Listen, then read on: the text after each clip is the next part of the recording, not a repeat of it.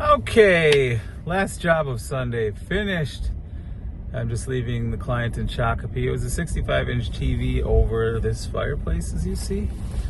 And so the trick with this one is sometimes, clients will buy, if they don't buy a bracket from me, I'm at the mercy of whichever bracket they decided to purchase.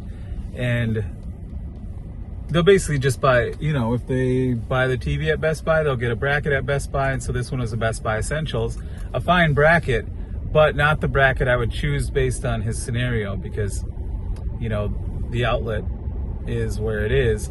And sometimes the engineering of the bracket and where the person wants the TV will not coincide in the way you'd like. And so, the bracket will just block the outlet. And so in this case, I sort of repurposed the bracket, which I do sometimes. The stud happened to be 3/4 of an inch to the left of center. And this particular bracket, it wasn't the outlet that was the problem. That wasn't going to be in the way, in any way that really mattered. Because you obviously got to have the TV centered. And the bracket sometimes has this centerpiece and the outlet's often in the center. But that wasn't too much of an issue in this case. The main point was where the stud was, the bracket wasn't designed with, holes to drill the lag bolts through to hold the bracket in that spot. And so then what I do is I have specialty bits that drill through the steel of the bracket to create my own holes and then drill right into that stud. And it turned out perfectly, as you see. But those cases trip clients up. In this case,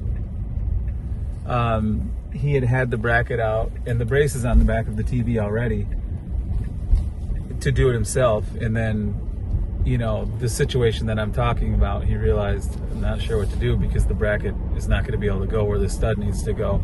And when you have a full motion mount, especially over a fireplace, you're not going to use heavy duty drywall anchors because the shear force would be fine, but levered force, you want to make sure that you're into a stud.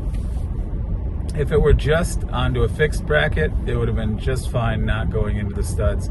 You can use snap toggles.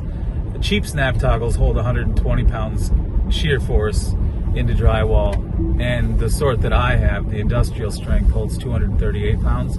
And so way overkill for a 65-inch TV that weighs 45 pounds. This one might have weighed 50. But it's sort of feather light for any person to pick up.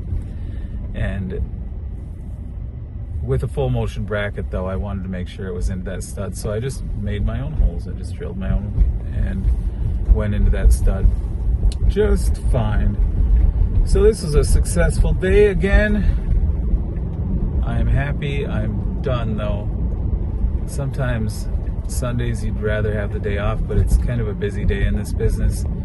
And if one of my service technicians is out like I had today, then I just obviously cover all the jobs that he was supposed to do and the ones that I was supposed to do. And generally I reserve myself for the tough stuff, like Samsung frames onto stacked stone, which was the last client, or a mantle mount onto porcelain tile fireplace, really tricky stuff. And then I let my guys do TVs onto drywall. But today, I only had one tricky one, Samsung frame onto stacked stone in Corcoran, Minnesota. And then the other two that I did that I would have had one of my guys do, who was out today, were just,